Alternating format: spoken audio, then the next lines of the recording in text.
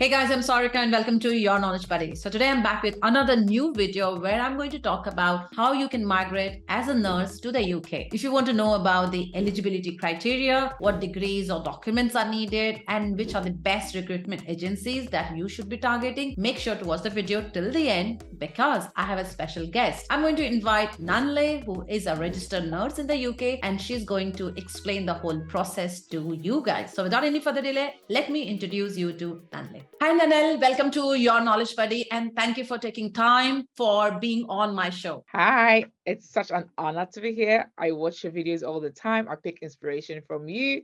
I steal some video topics from you, and I'm happy to be here. Honestly, thank you. Thank you for Thank having me. you. You are an inspiration for all the nurses in the UK, and I know you are capturing the market outside the UK as well. So before I ask you all the question, can you just introduce yourself to my audience? So my name is Nanel.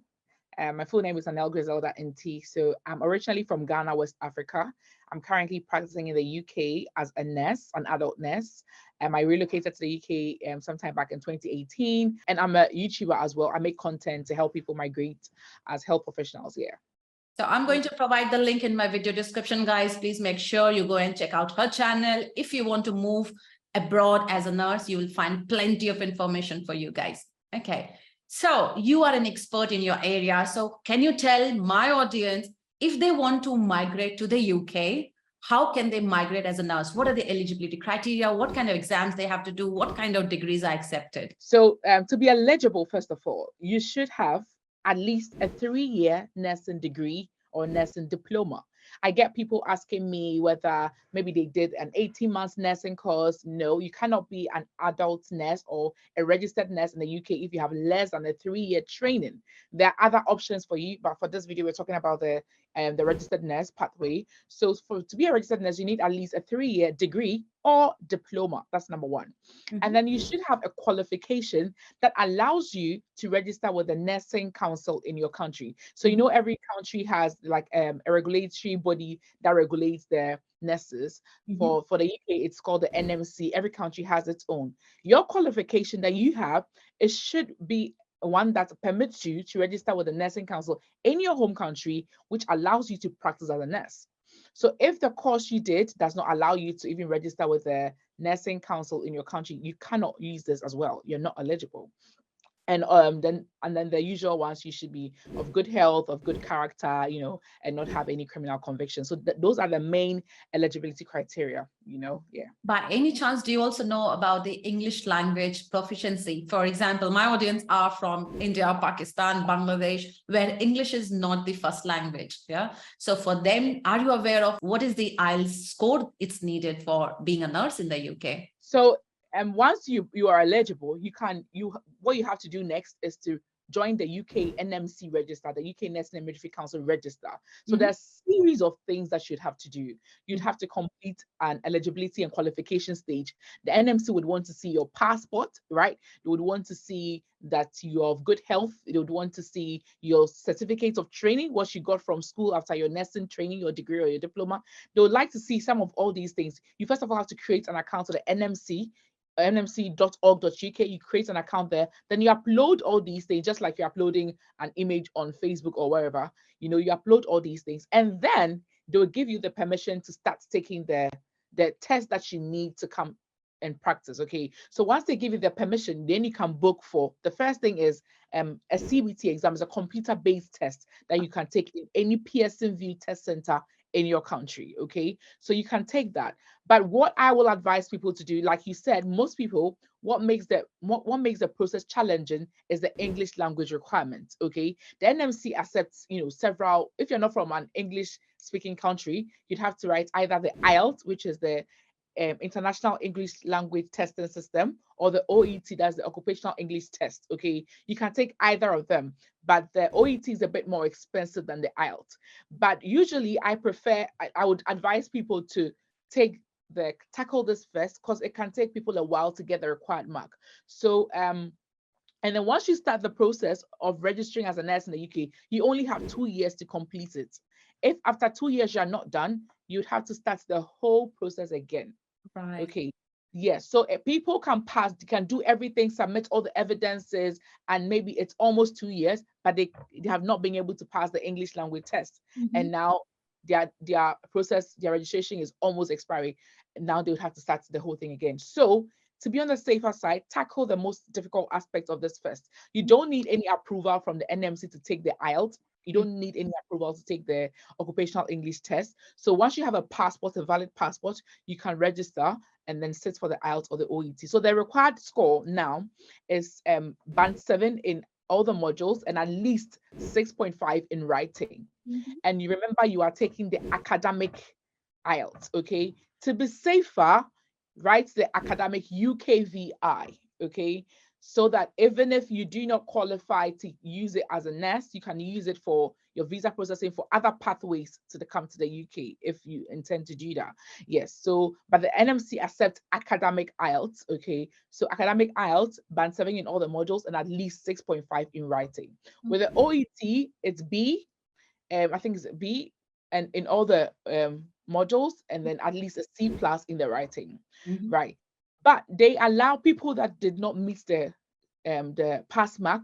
You are allowed to combine 2 tests, okay, 2 test results to make you be eligible to, prove your English proficiency. These 2 tests should have sat for them within 12 months of each other, So let's say January 2023 and December 2023 will be accepted. But one that you wrote January 2018, you can't combine it with another one you wrote in 2023. Right. The interval should be at least 12 months, at most 12 months, sorry. And then also the least in any of them, when you're combining the 2 test results, a 6 in writing in one of the tests will be accepted. But if this is confusing, the NMC, what we have, the test combining calculator. So you input the results for the first test, you input the result for the second test, and then they'll let you know on their website if it's eligible to be combined. So you don't have to ask anybody at all. People get confused. Just go on the NMC website and use the test combining calculator. You input the results. You can do that for the OET as well. Yes. So that is it. Yeah. This is useful. Yeah.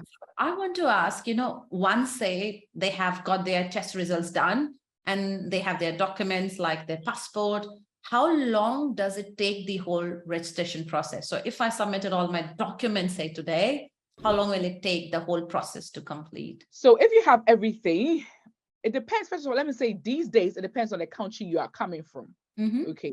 But let's say for me, it took me, let's say almost 6 months or less than 6 months to get here. The entire process, the writing of the exams, the everything, the interview, everything. If you are, these days we have what we call a red list. Okay. So the UK and the WHO has come out with what we call the UK red list. It currently has 50 plus countries where the WHO thinks that these countries are in short supply of healthcare workers themselves. So the UK should not target health professionals from these countries. So if you're from any of these countries, these days is a bit difficult. But if you are not from a country like that, it should take you maybe from 3 to 6 months if all your documents are ready. Okay. Yes. Do you know if India is in that list or any Asian country? I see Pakistan on the red list, and then I don't see India on the red list. No. Okay. Let me check if there's Sri Lanka. Let me check. No, there isn't. It's not there. We also have countries like Nepal is on the amber list. Okay. So it's not on the red list, but it's on the amber list. So active, so still no active recruitment should take place except they are following the guidelines. Philippines is on a green list. India is on the green list. So that means you have no issues whatsoever if you're from Sri Lanka is on the green list. So Sri Lanka, India, Philippines, Malaysia are the countries on the green list. You have no issues at all. So if you're from any of these countries, as you are starting the process, you can actually reach out to some of the recruitment agencies in the UK. I would always recommend MMA because they are the ones that I came with. They will not charge you a pound, a penny. As a matter of fact, when you come, you're even more likely to get refund of how much you paid for the IELTS, blah, blah, blah. They help you with your relocation process. They give you accommodation for a couple of months. It's really good. I would also recommend Enventus. HCL Permanent. These are very good recruitment, genuine and approved healthcare recruitment agencies that you can come with. If you're from any of the green list countries, you just have to contact them. You send your qualification, they'll schedule you for an interview, and then you prove yourself in that interview, you get a job offer, and then you get what we call the certificate of sponsorship. I'm sure you've heard it before. And then your flight will be booked, blah, blah, blah. You come here, and then you sit for the last part of the exam, which is the OSCE, a practical exam. Okay. Yes. And after you sit for the practical exam, then you get your license, and then you can start practicing. Yeah. Right. And do you know how many attempts are allowed if they don't pass the exam? Okay, there's been a few changes. I'm not so sure, so I don't want to say it. Okay. But usually, it's several stations. If you do not pass it, you can take a reset, either a partially reset the once you, or sit the particular station that you sat for. I think it's 3, but I'm not so sure. Okay, so sure. No worries at all. And if you can just send the link, I'm going to add that into the video description. Yeah. Okay. You know what? My few questions were about how did you move to the UK, whether through agency, did you apply? Do you recommend any agency, which you have already covered? So I'm going to ask a different question now. So for an experienced nurse, just say with 2 or 3 years of experience from their country, how much salary should they expect in the UK? Okay, so the unfortunate thing is that if you're coming from another country to practice in the UK, you usually start at band 5. Okay, so the UK nursing ranks, it's in bands. Okay. So we have from, let's say, band 1 to band 9. The band 9 are the managers and the directors. Okay, they are earning over 40,000. Let me say over 40,000 pounds a year. Okay. But if you are an internationally trained nurse, when you come, you usually would have to start at band 5. Okay. Yes, that's the basis. If you are a fresh graduate from school in the UK, you start at band 5. If you're a manager in Sri Lanka and then you are just coming to the UK, you start at band 5. Just like somebody who just graduated nursing in the UK, you start at band 5. But with your experience, maybe when there's opportunity for like a career growth, and then you apply, let's say, higher rank vacancy, whoever can, sort of like consider your experience back home. But when you get in for the first time, you start at band 5. And currently, with a pay scale, band 5, you're getting around 28,000 pounds in a year. However, with the NHS, for instance, the more you work, the more years you spend, then they increase your salary. So after 2 years, you can be getting, let's say, 30,000 pounds a year. But this is for the NHS, that's the government sector. For somebody like me, although I'm a band 5, I work for the private sector. So although I'm band 5, my base salary is over 30,000 pounds. Okay. Yes. So private companies do pay a bit more. Okay. Yes. Okay. So that's the pay scale. Yeah. Good.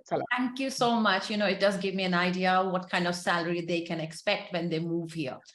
Yeah. So my next question, and maybe a last question, based on your knowledge and expertise, which country do you think is the best country to migrate as a nurse, considering, of course, the salary, the cost of living, and any other factors? So honestly, this would be very difficult to say because people look at different things. Okay, if you're looking for a place, relatively safe area, salary not too bad, the UK, you get free healthcare and all these other benefits.